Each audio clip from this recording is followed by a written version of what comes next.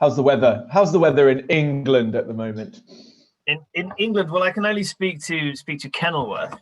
Looking out the window, it is a little bit grey, a little bit overcast. It's threatening to rain, but it's still plenty comfortable.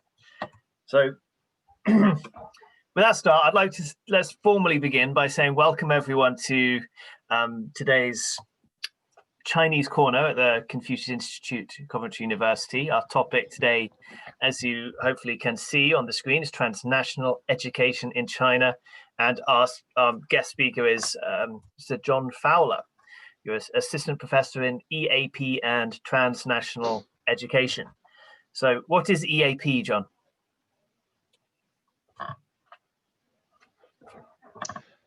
EAP stands for English for Academic Purposes. So in essence, that is teaching skills and language knowledge that is necessary to study in a UK university, in particular Coventry. Excellent. We also teach English for specific academic purposes, which is when you are teaching academic skills for a particular subject. That's ESAP. Excellent. Now, for the audience, as I've mentioned, John is in China, so you may have noticed there is a slight delay between asking a question and response. We'll try to deal with that throughout the session. So, before we get to talking about too much with John, I'd like to spend just a moment to mention the Confucius Institute at Coventry University. Obviously, my role is to work with the Institute, and our main mission is to share Chinese language and culture across the West Midlands specifically. And to do that, one of the main things we do, we run Mandarin Chinese classes, which are available for all ages and abilities. And those are open to the public, students, staff, and anyone. We also offer cultural experiences and classes for local schools, and we are always looking for ways that we can support local business, either through supporting partnerships with Chinese companies, through language and cultural awareness. If you would like to know more about us, please contact us at the website, or excuse me, the email address here, confuciusinstitute@coventry.ac.uk. And you can follow us on our social media at Twitter, Instagram, or Facebook. All of the usernames are @ConfuciusCovUni. So that is my marketing done for the Institute. Today, John's going to be looking at several topics about... Yes, John. Sorry. I was just going to say, as someone who's been in China for 13 years, just learning a sentence, a couple of words in Chinese can get you so far in the China context, whether it's studying, working, networking. So absolutely go to the Confucius Institute and learn even just a smattering of Chinese. It will really, really help. Yeah, thank you. Agreed. The reaction as soon as when we are in China and we say simple words such as hello, how are you, so ni hao. As soon as you mention a few little bit of Chinese, we can see people's eyes light up and see their demeanor change in a way like, oh wow, you can say something. And I think that's the response you can find around the world. I think that's true, but I think we find that very much in China, where there is perhaps almost very little expectation that you would speak Chinese. So as I say, today we're going to be asking John about transnational education specifically. This is an area that, John, you are very focused on. I believe you are. This is part of your dissertation for your. Are you doing a PhD in this at the moment? Yes, this is the topic of my PhD and other research areas. Thank you, George. Just to remind you that you need to be writing more today. That's a common thing across your PhD. Thank you. So obviously as well, John currently, would you like to just say, what is it that you do in China at the moment? Obviously you are running this international project at SWAPL. So what else are you doing in China? So I've been working for Coventry University now. I think this is going to my 6th year. It's already 5 years, and I'm a China-based academic, which means also I work as a lecturer for the university, but I'm not based in Coventry. I'm based in China, and I'm part of a team of 6 strong who are permanently based offshore. So my role, I'm the course director for the SWAPL project, which is a type of TNE whereby students are studying law, Chinese law and English law at the same time for 3 years in China and then 1 year in the UK. And at the end of those 4 years, they get 2 degrees. So it's a very, very specialist program. So we're providing legal talent to the university and for the future. I've been based in China, Southwest China, predominantly since 2007. So this was pre-Beijing Olympics, pre-Sichuan earthquake, for an awful lot of time. But the time has just flown by, if I'm honest. It's a wonderful place to be. And for all of you who are interested in Chinese culture and Chinese, I strongly urge you to visit as when you can, which will hopefully be sooner rather than later. Mm-hmm. So you're currently in the city of Chongqing, I believe. Are there anything that's very specific of the culture of Chongqing that you're able to share with us? Known as sort of the biggest place you've never heard of. It's a sprawling city of skyscrapers that on the banks of the Yangtze. So the 2 rivers actually, the confluence of 2 rivers, the Jialing and the Yangtze, to create the main body of the Yangtze, which then flows east towards places like Wuhan, Shanghai, Nanjing. It's an amazing city. It's a 3D city. It's called Mountain City as its Chinese nickname, because everywhere you look, there are hills. People live on hills. Public transport is also very interesting. We have the world's longest monorail system because it's difficult for them to tunnel underneath the land. So what they do is they put the trains on stilts. So you have this sort of monorail system, which is very fun to ride. Chongqing's famous for being sort of the wartime capital in the 40s, and also hot pot, because this is the home. This part of Southwest China is the home of hot pot, which comes from the port culture here. So in the past, you had people coming and going to the port all day long, and they wanted to create a way of cooking food so things wouldn't go bad. So they had these big pots of sort of boiling oil and water, and people would bring their own food, chuck it in, and then they'd have a hot pot. So it's a fascinating place. It's real heartland China. There aren't, compared to Shanghai, Beijing, Guangzhou, Shenzhen, Hong Kong, there aren't that many sort of Westerners living here. So if you want to improve your Chinese, it's an excellent place to come. We're also the first place where the British consulate basically the first place we had a British consulate envoy in China. And we've been here since the early 40s. So it's quite a special place for UK-China relations as well. Excellent. It's worth mentioning when you say the monorail, this is, you occasionally see on the social media, there is a wonderful place where there is a skyscraper apartment building with a hole in the side where the monorail will go into it. They're quite well known around the world. That's in Chongqing, and that's again quite an interesting. So I've had the fortunate to visit that place, and it is rather strange to look at a pure apartment building with a monorail straight through it. It's become a huge tourist spot now. When you were here, George, I don't think it was quite as popular, but they've built an observation deck as well. There's now museums and shops, and it's unbelievable. But Chongqing's become almost #1 domestic tourist destination in China for locals. So people love coming here, and that's partly because of TikTok. It has a weird cyberpunk kind of feel about it, sort of a 80s vision of the future with trains steaming through the sky, and it's very interesting. There's also quite an active music scene, type of music called trap, which is very popular and come here.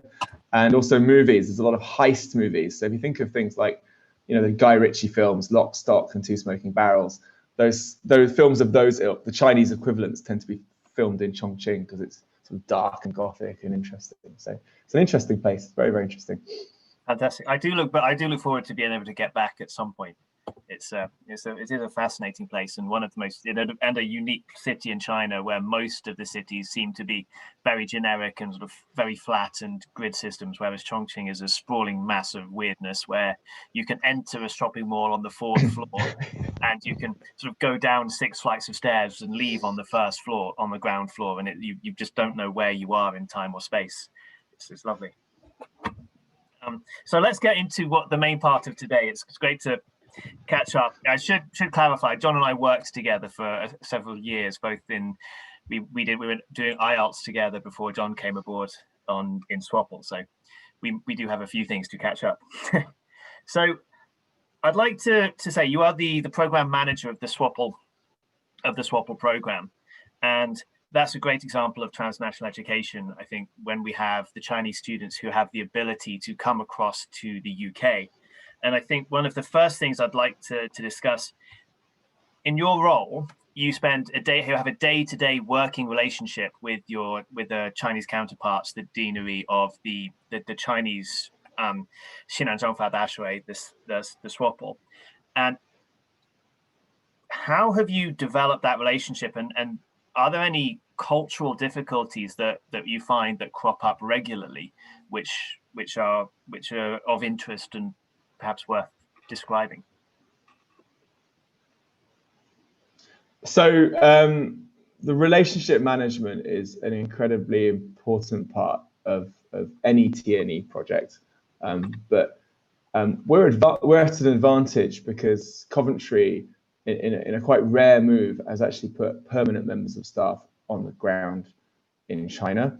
More often than not, academic staff from the UK will teach using flying faculty mode, so they'll fly in for a few weeks or a couple of months to teach, and then fly back. They're not there the whole time, or it's taught in other ways, such as virtual delivery, etc. But we have a permanent presence there, which means we're able to sort of monitor and take steps to maintain that relationship between the UK and the Chinese institution. In terms of challenges, whenever you do TNE, you're going to encounter cultural differences, and it could be something as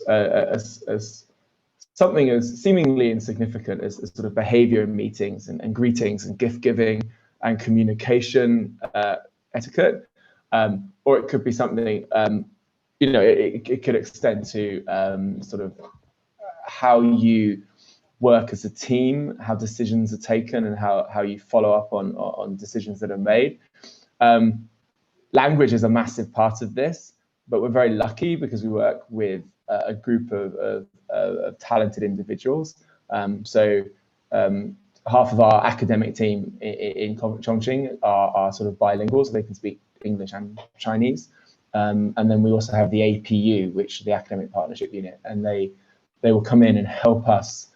They'll guide sort of the relationship process, the relationship management, and they'll make sure that we're not working, there's synergy between the two sides. We're not working, we're not replicating work, and we're making sure that we're disseminating everything that we do.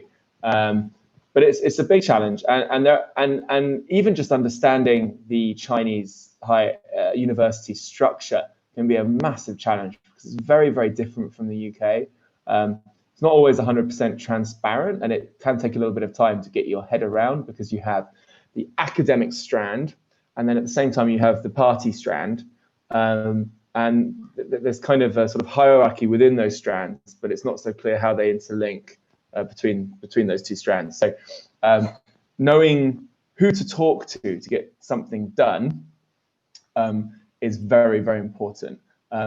And the experience of working in a higher education setting in China, I think is interesting because in some ways, education institutions in China are really active at modernizing.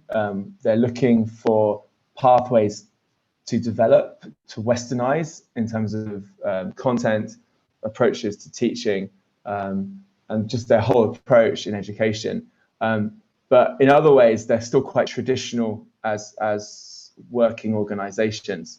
And so there's a little bit of friction between some of the more traditional elements and that sort of energy to modernize and to improve and to open up.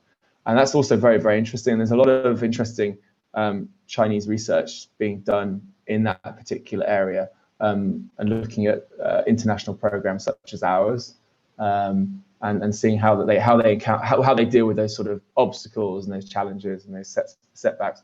I mean, lots of people have dedicated their entire research career into these areas. So it's a very interesting, as you know yourself, George, it's a fascinating area, and you yourself very good at relationship management.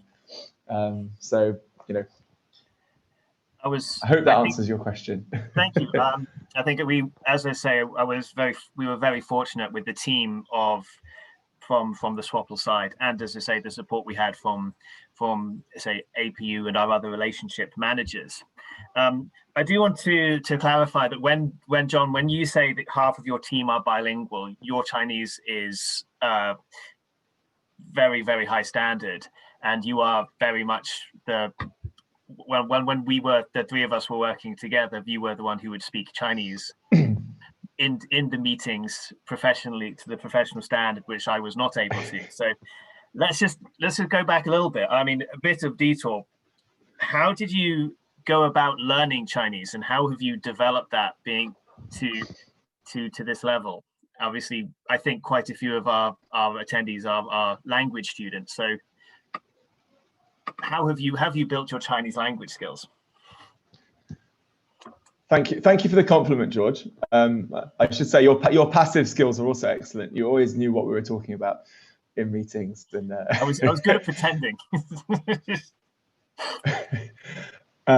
So I've actually used a mixture of techniques to study Chinese. I've had formal lessons in a couple of institutions in China with Chinese university teachers, and I've also had private lessons.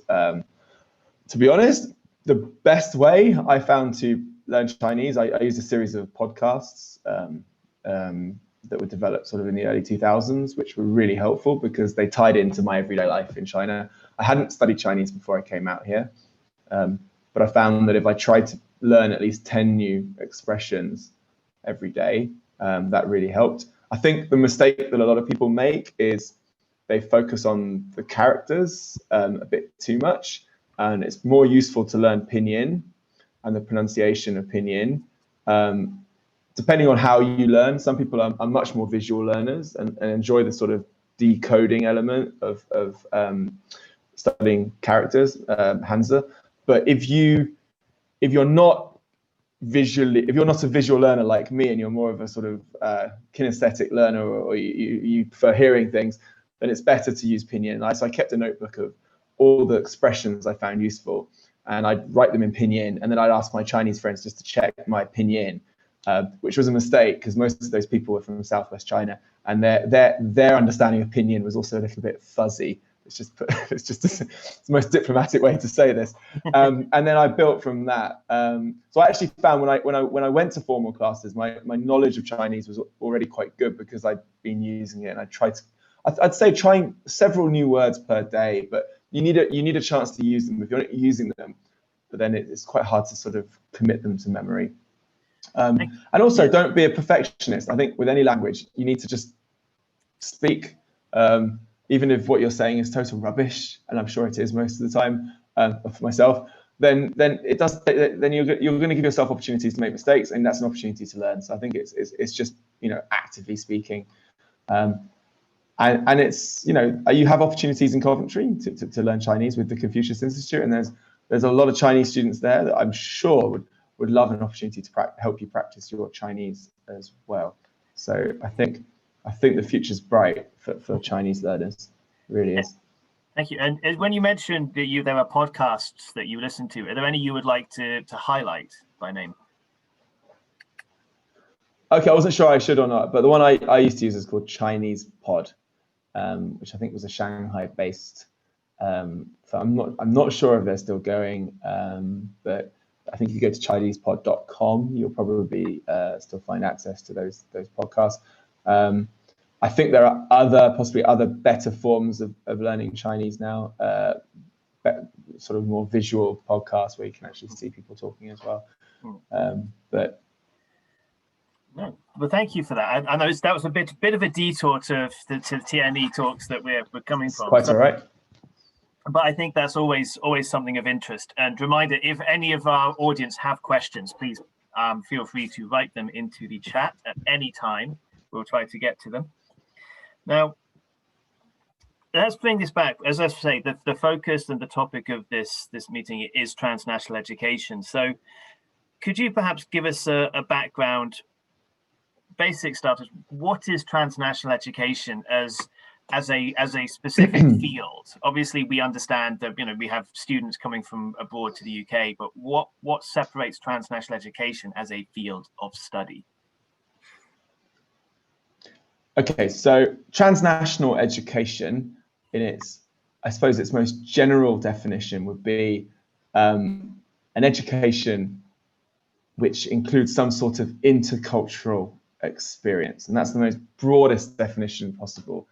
What does that mean? Well, first of all, we have to differentiate university education. So we've got this thing called transnational higher education, or TNHE, which refers to university level and above.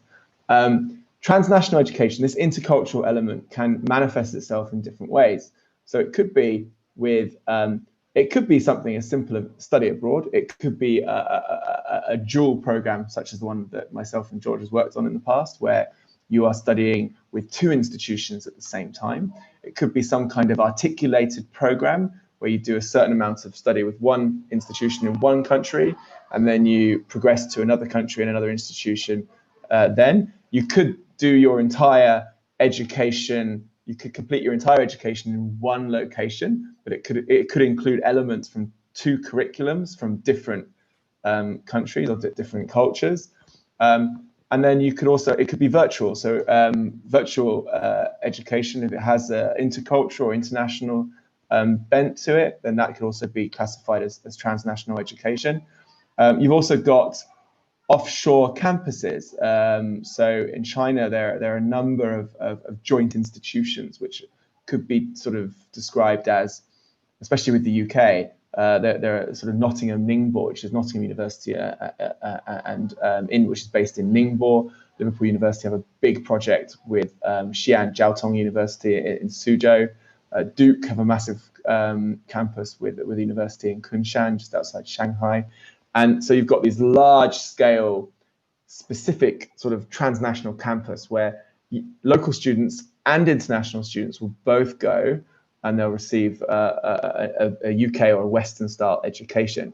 But this idea of transnational education is a little bit controversial, because some argue that all education, especially in the UK, which is a very diverse, multicultural education environment, is already intercultural, it's already transnational.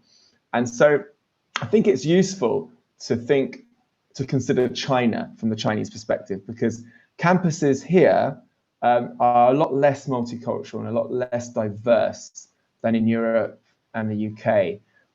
So I think the transnational elements, a lot of them are sort of focused towards that Chinese market. For them, it's very, very transnational, because their home curriculum, their domestic studies won't necessarily have those same international, intercultural elements. And in terms of my focus on transnational, I'm very much focused on the infrastructure of transnational education. So we, for example, on our program, Coventry, have a permanent team based in Chongqing, Southwest China. We also have our own teaching classrooms. We have our own offices, meeting rooms, sort of communal areas for students, which, again, is quite rare in China. It's not particularly common, especially in the Southwest.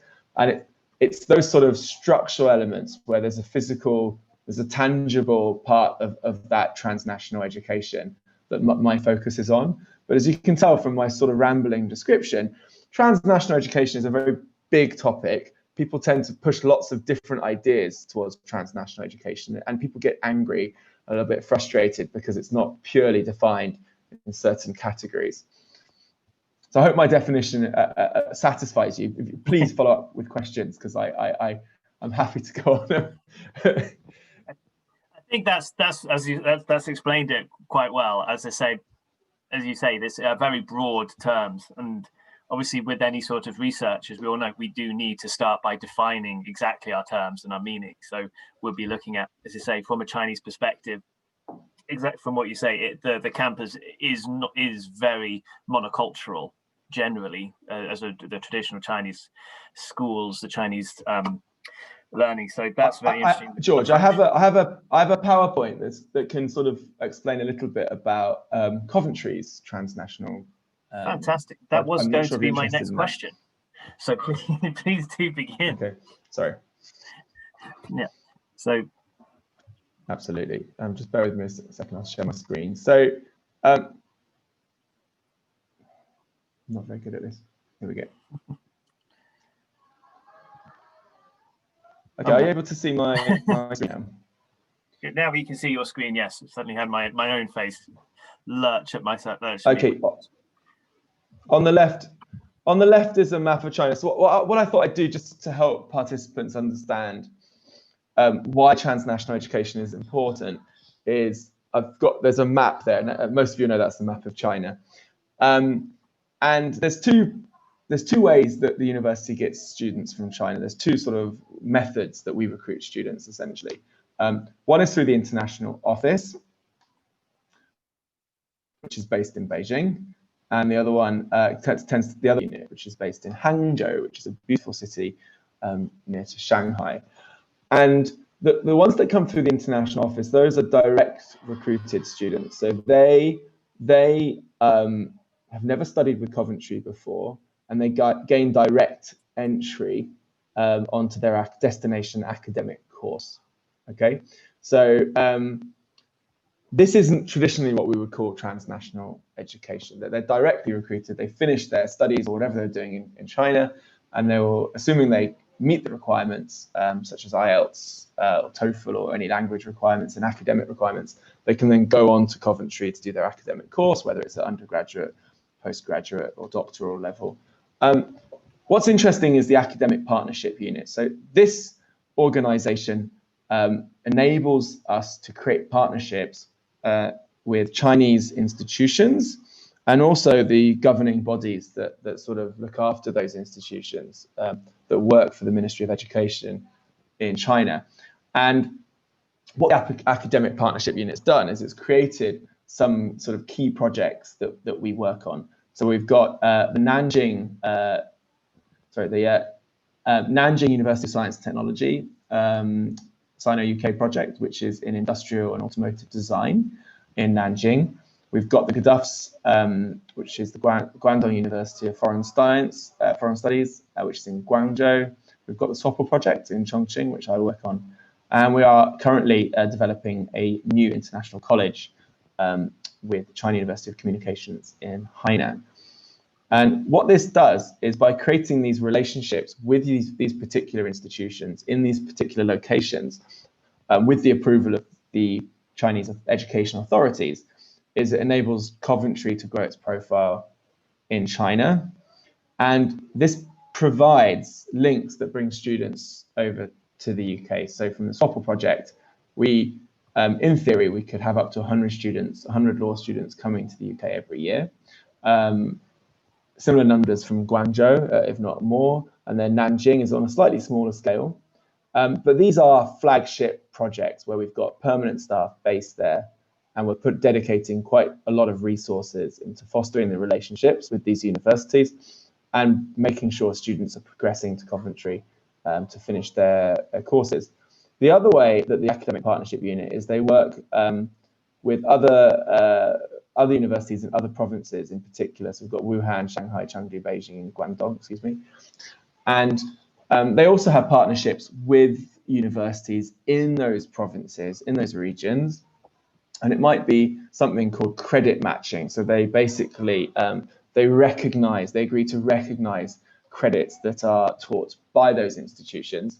And so what this does is it gives those students in these universities an option to actually come to the UK and do a degree at the end or as part of their Chinese studies. The Academic Partnership Unit also works with institutions below degree level, so that we could call these the Chinese equivalent of a vocational college or further education college. And what we do here is we look at pathways for those students upon completion, successful completion of their vocational qualifications or their further education qualifications. They can then come to the UK. And what's really interesting is that despite everything that's going on with COVID at the moment, despite everything, industry and economy sort of struggling, our numbers of students coming to the UK through the APU have actually gone up this year. So that just is a testament to the strength of the relationships with all these institutions and the importance of working sort of long-term collaboratively in order to sort of foster good relations and encourage this sort of exchange. It's not just students coming to the UK. We bring students over to China quite regularly on mobility programs. We have scholarly exchange. We have all sorts of PhD collaborations that run at certain times of the year. And we've even used our relationships with these institutions to create connections with industry. So there's a very large automotive company called Geely, and we have signed a sort of research internship cooperation with them, whereby our students are going to get opportunities to sort of work in a very, very cutting edge and important automotive company in China. So, it's all very exciting. John, and these are not possible unless you have the permanent presence. Just a moment. Absolutely. We've lost your video feed. We can't see. There we are. We see you back. I think it's fascinating. I'm especially interesting when we say with our partnerships, we have more students coming to the UK. And I know that obviously this is one of the main goals for Coventry's university from the business perspective. I do want to address, we have had an interesting question from Simon Smith. Thank you very much for that. So what is the purpose of having separate classrooms, offices for the TNE parts of Chinese institutions, and asking whether that could be potentially divisive? Thanks, Simon. That's a very good question, and it's very, very relevant. We're lucky because the project I work on, we basically have a corner of an entire floor, which we're in a big Chinese sort of teaching building. You can probably imagine that yourself. It's a bit like the Death Star, long empty corridors that go on forever. The reason we have our own classrooms is just because our approach to teaching determines we need movable working spaces where we can actually have collaborative learning going on in the classroom. So we have small seminar rooms with desks and chairs that move around so that students can work together, they can present, they can sort of do panel discussions, we can move the desks out completely, whereas most of the classroom infrastructure in a lot of campuses, not all, but and it's changing very quickly, are sort of rigid, immovable desks, sort of in rows of desks, and often at certain times of year, students will be very busy preparing for exams, and those desks often become small castles where they surround themselves with books and as walls and stop anyone else stealing their spots. So we have our classrooms so we can teach in a certain style. However, if the Chinese institution had appropriate teaching facilities that we would be using, then we would use those instead. So any sort of divisive consequence would be removed at that point. But your point is taken, and that is an issue that's looked at in research in TNE is for students on TNE programs. How does being on a TNE program influence their identity? Do they feel closer in proximity to the UK institution? Do they feel close to the Chinese institution? Are they pulled in separate directions? Do they feel like outsiders? And so there's a lot of research that goes on into this as well. Mm-hmm. So thank you, John. I think that's from my point of view, one of the, we did have, I remember in that, first of all, I thank you for your comparison to the Death Star with Swapple. I'm not entirely sure that's. However, I do recall, because we had our own, we'd set up a logo and some own branding for those areas. The classrooms did have a very different feeling. There was an awareness amongst, or there certainly seemed to be an awareness amongst other students that our areas, our students were somehow different. And I think, from my opinion, that divisiveness could certainly come in. And it felt like so again, this was when I started in 2014, I think, but there did seem to be amongst our 100-strong cohort, there was a very strong sort of feeling of cohesion and being a part of something there. So, oh yes, Alan. Thank you, Simon. Said our Coventry Death Star is Alan Berry. Yes. But I would just like to clarify my analogy of the Death Star is just the size and breadth of the corridors, and as a former graduate of Leeds University, there are certain buildings there that also resemble the Death Star. I think it's a common trait for university teaching buildings around the world. Indeed, but I think, I mean, for coming back to the divisiveness, I think the fundamental problem is, or the issue there is that how well integrated the other courses would be with the rest of the university.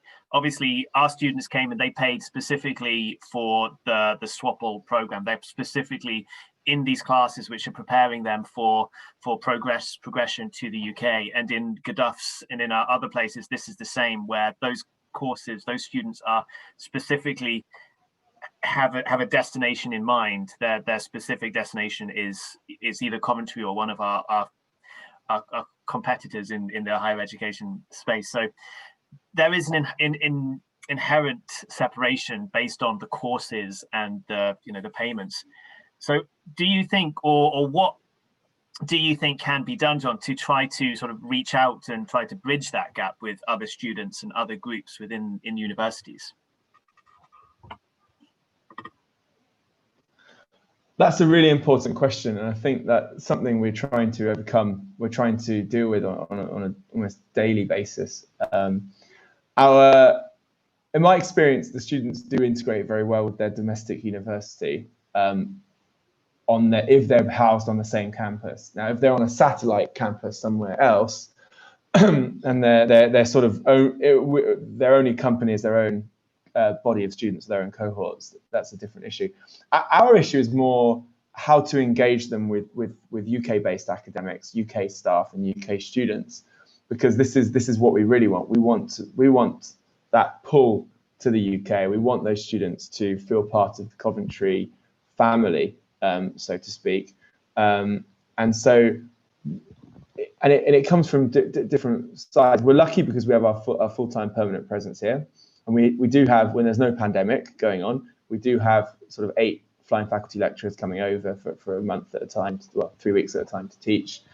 So they do get some face-to-face interaction. We have mobility projects, but it's something as a Coventry teacher, especially if you're not involved in China specifically, you might be dealing with these issues now because of COVID. You might find that some of your students are actually back in Asia or back in China. They're in terms of distance, they're far away from where you are, and you're kind of missing that interaction that you get from lectures and seminars and drop-ins that you would normally have in the UK. And I encourage colleagues, especially, to engage with different communication mediums. There's a platform we have here in China called WeChat, which is tremendously popular. Not just for students, but for staff. It tends to be the main platform for the operational platform that's used by most institutions here as well. And taking a step towards your Chinese students by joining WeChat, just having a WeChat account yourself, as George and Simon both do, or creating a little WeChat group that you can use to support your students who might be currently stuck in China and not possible for them to come to the UK at the moment. That even if they don't use it a lot, what you're doing is you're taking that step a little bit closer to them, and that's going to make them feel slightly less removed from their teachers. I think it's really important that we embrace COIL and that we look at online learning. I think initiatives such as the Virtual World Tour, which has just started, are really important because it enables students to connect in different ways. I think actually making friends with students from a different country, doesn't matter what you're doing. I think that's such an important element of transnational education. If your program doesn't have any opportunities to interact with students from a different culture, then it's severely lacking. And I think that's, as educators, we all need to be thinking about where can we find those opportunities? What can we do to maximize those sort of communication experiences? Excellent, thank you. I think that's an interesting segue. I mean, you've mentioned COIL, which for others not aware, that's collaborative online international learning. So those are projects where students from different countries can use the internet to work together for any sort of goal that can be applied in many different ways. And the Coventry University is one of the leading universities in the world. I believe we were one of the top 5 in the world for COIL projects from a recent poll.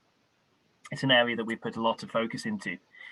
But you mentioned something that I'm interested at the moment. You mentioned the online aspect of the courses, especially in now where every university sort of in the West is having to have a much more online focus due to COVID.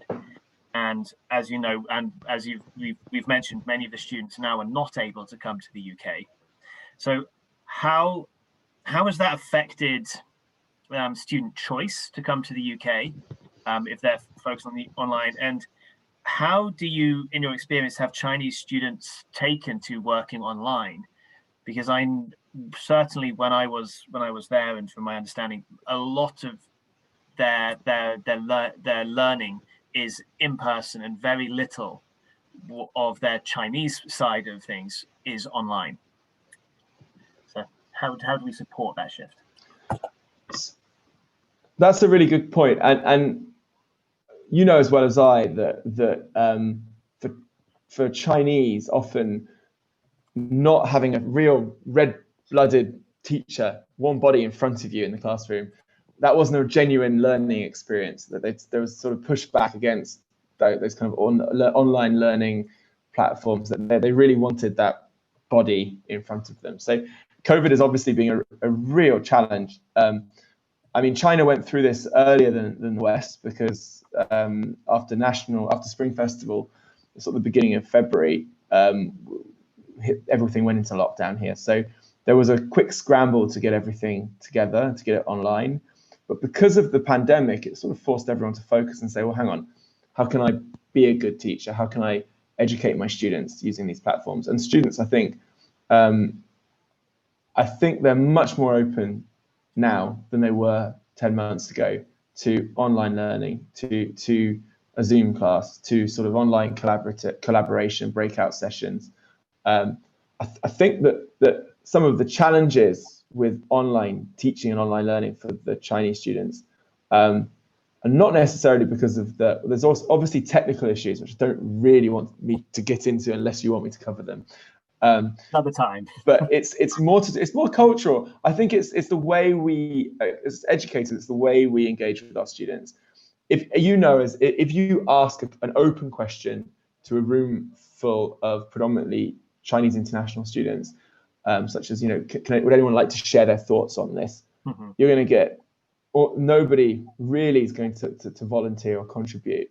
And often educators assume that they're shy, which is a complete misunderstanding of the situation. They're not shy. They're just following their own cultural norms, which is we don't really answer those sort of questions unless the teacher asks us directly. So as an educator, it's always important that we give students opportunities to practice safely in groups, and we kind of give them examples, and we make them feel comfortable in contributing to these sessions. In terms of online, I think Coventry is doing quite a good job. We've switched platforms so that students are able to, Simon's using Zoom at the moment. We've also been using Teams for smaller sessions. But it is a challenge, and I still think that it's not going to change the situation that students here prefer face-to-face. Because I was very apprehensive when I got back into the classroom in September, and I was the only one back on the programme. I was the only lecturer who'd returned. I've been here the whole time, but I was expecting only half the students to come, and they'd all be wearing face coverings. And I got in, every single student was there waiting for me. No one was wearing a mask. They were ready to engage, discuss, and debate. And I mean, I was astonished. There's definitely a sort of a desire to get back to that kind of interactive, that human element. But China is now the bubble. That's the other thing I should point out. China sort of has opened up since sort of the middle of March, and those social distancing, although there are restrictions in certain things, actually in the classroom there isn't much going on at the moment. It's back to normal. So whilst the UK is implementing certain social distancing measures, reducing the class sizes, spreading them out, China's kind of still in this bubble of sort of pre-COVID environments. So it's an interesting sort of contrast. Yeah. Was there anything else specifically you'd like me to talk about regarding the sort of distance mode? I do have an interesting question. I don't know if this is something that we'll be able to have really an opinion, but it's something that's worth bringing up. In the past in China, the online aspects of degrees, so distance learning degrees, has not been recognized in the same way that learning has. So whereas the students who go and get their degree abroad, a bachelor's degree abroad, for example, that will be recognized and stamped and signed off and by the authorities in China. However, a purely distance learning degree would not be signed off or stamped in a similar way. Do you think that is something that might change as a result of this, or is that something that's still going to be well in the distance? And that's relevant mostly because Coventry and a lot of universities are offering more online learning and more online routes to getting real qualifications. That's a good question. And although students are not necessarily coming to the UK, they're not necessarily stopping, they're not ceasing their studying with the UK. So we actually have 25 students who are actually doing their 4th year of their law degree at the moment, and they're doing that fully from within China. The only struggle we're having with is the internships, because the work placements are obviously an essential part of any sort of higher education degree. So we're looking at ways that we can make some of those virtual, or perhaps students can take part in those placements in their own country and they can be recognised from the UK. But in terms of accreditation and recognition of these qualifications, that's a very good point. Now, from the UK perspective, the decision was made very early on that they need to build in some flexibility because obviously there are certain regulations saying a certain percentage of your degree has to be taught on campus with face-to-face taught classes. From the Chinese side, we haven't seen any rejection of distance education. This could be the foot in the door for Chinese distance education. You're probably very well aware that mature students, the idea of going back into education domestically in China is almost unheard of. Students who want to go and get an education, higher education at a later part, or change career, they often go abroad to do that. There aren't that many opportunities for them to do that here in China. So this could be the next big market, and COVID actually could be pushing China in that direction, because now things are becoming available online and you can study remotely. It's fingers crossed, eh? Yeah, that would be a massive sea change, and it would be very interesting to see how as you mentioned, the reactions and the purely from the cost value. I think I asked mostly because my master's degree was completely online while I was in China. I have never visited the campus where from which I graduated with my MA. So if that was something that would be available to people in China, that would be a huge cost reduction. They would still be able to work and do all this and attain that sort of degree, and being accredited would make a massive difference. And as you say, would be a huge market potentially. So and also it's opened the door for blended teaching as well. So actually we're looking at piloting some courses which will in China for a blended market, so that students will study distance online for the brunt of their learning, but they'll have sort of intensive teaching weekend sessions where they'll actually go to a venue and be taught by Coventry teachers. So the market is changing. I think that all colleagues need to be responsive and flexible to meet that. Absolutely, I think it's a great opportunity, and not to blow the horn for our employers too much, but Coventry has been generally well ahead of the online learning. That's not something we're saying just because we're employed and paid for it by them, but it is something that Coventry University has put a huge focus on over the past 10 years. And our partnerships with people like FutureLearn are focused on the TNE and excuse me, I'm losing my vocabulary. The investment of time and resources into China, such as yourself. So I'd like to finish the last 10 minutes. I think my last real focus is about a topic I feel quite strongly about, is the support for students, specifically students from China coming to the UK. Quite often they'll feel on arrival in the UK, the students will somehow feel lost, overwhelmed. They're entering a new country where they're dealing with a new language, new culture, new weather. They're finding their houses, they're finding a course, they're finding where the toilets are, for instance. How do you think, I don't know, these are real things about the students who are arriving in this new culture and trying to figure out all of these things. And they're also expected then to make friends, find social networks, do all of these things that can be massively overwhelming for students. For example, I've had a student who's been in the country 6 months ask me what number to call for an ambulance. It's so how can the universities either beforehand prepare for coming across or support them more when they arrive? I think that's the main question.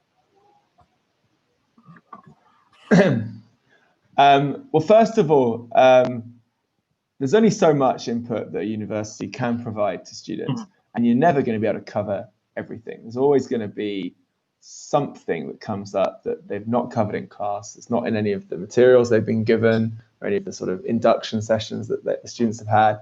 There's always going to be something. It doesn't matter how distant the possibility is. And for that reason, I think the most important thing that we can do is get students to foster support networks, help them develop support networks. And that's where initiatives like student ambassadors, mobility projects, where they're actually creating, real connections with people that they will meet when they come to Coventry that are there to support them, ensuring that Chinese students know which communication channels are available to them in case of emergency situations, and where to get help. I think it's also essential. And also look at, I think that some teachers will kind of scare. It's very easy to scare students as they're about to come over to the UK or upon arrival. Obviously, traveling to a new country is a daunting, scary experience, but everyone's different, and some students really embrace that challenge. Some students sort of will shy away and stick to their sort of Chinese social group, which is also understandable. But that doesn't mean we're going to give up on them. I think it's really important we try and coax them out. And we continue to offer opportunities and continue to encourage them. What I found was that students who develop a social network, a sort of support group of classmates who are Chinese, before they come to the UK, are much more confident. So I'll give you an example. I worked with the British Council on a PSC project in Nanjing. And this was an offshore PSC. Normally students would come to the UK and they'd do their language, their EAP, their English for academic purposes, in Coventry, and then they would progress onto their academic course. What we did was we provided the same course, but in China. For whatever reason, they couldn't travel to the UK. And so they did that course in China, and they created a sort of small group of 10, 15, 20 or so friends who were going to go with them to the UK at the same time. Of course, they're studying different topics, but that gave them such confidence and such belief that if something went wrong, they knew they had someone to talk to, someone to help them. And I think that they were braver and bolder as a result of that. And when they actually got to the UK, they did different things than I've seen other Chinese students do before. A lot of them haven't really, COVID hasn't really influenced their study plans. They've stayed in the UK and they're now at other institutions doing fantastic master's or postgraduate degrees. So, I mean, giving students opportunity, it doesn't matter if they're also Chinese students, giving them the sort of environment or an enabling environment where they can create connections, human connections, a support base that will help them. I think that's the real key, in my opinion. You might disagree. No, that's a very interesting point. Again, developing that support network. They're so avoiding loneliness. I think you've hit the nail on the head. If there's a lot of support available in the university, I think having a support network of people to help you find that is very important. I think one of the key challenges for us when we're based in the UK, trying to support students is ensuring that they know where to go to find that information. But I very much like the idea of the support network beforehand. And as I say, the Nanjing PSC or the In China PSC is a great opportunity for them to do that at a lower cost. So I think we're coming towards the end of this session here. So if there are any final questions for John, please throw them in the chat. I think it's been very good to catch up. So you mentioned the Nanjing project. I was also involved in that on a small, in my own small way. That was Nanjing was a very interesting city, far too hot, too many shopping malls is my takeaway. But so John, as a sort of final thought, what do you think what do you hope to be the future for sort of TNHE? What would you see as a sort of shining goal that you would like whether it's the university or whether it's for yourself to aim towards over the next few years? Well, I think COVID, if it's taught us anything, is that from a business perspective, students don't grow on trees. And things like the black swan events, such as the pandemic, can stop those sort of pipelines of students coming in. As a result, it's essential that we foster our relationships with Chinese institutions, with the Chinese Ministry of Education and their sort of subsidiary bodies, in order that we have strong relationships and we can continue to deliver higher education to the Chinese market. Because if we don't have those relationships, or we stop investing in those relationships, then we're going to suffer and we're going to end up with sort of an inconsistent relationship with Chinese students. So I think it's really, really important that we continue to recognize the power of academic partnership. We continue to invest.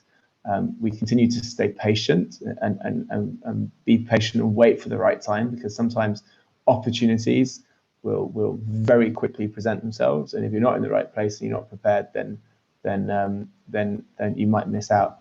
I just see, is that a question from somebody? Oh no, I think that's just a comment, but thank you very much, Marco. Yeah, that Marco is a good example, as you say. One of the many opportunities for Chinese students in the Coventry is to join the Lingua Mundi and become Mandarin teachers.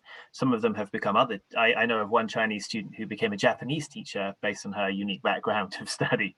So there are opportunities, and one of the key things, one of the key things that I've talked with the students, I've been involved in this for the last few years, is finding those networks in whichever way they can, specifically, whether it's social clubs, whether it's sports groups, whether it's inside the university, whether it's outside the university in book clubs.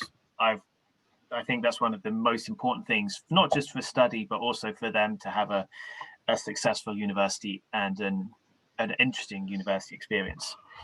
So thank you. There's one other thing I just wanted to say for staff, or anyone who sort of has a more formal role at the university, is we have amazing teams based in Coventry and based in China who are waiting for you to reach out. If you have an idea for a project, some innovation or research that you're looking to begin, then go and talk to the academic partnership unit. Look, there is synergy to be found in China, and there's a team waiting for you.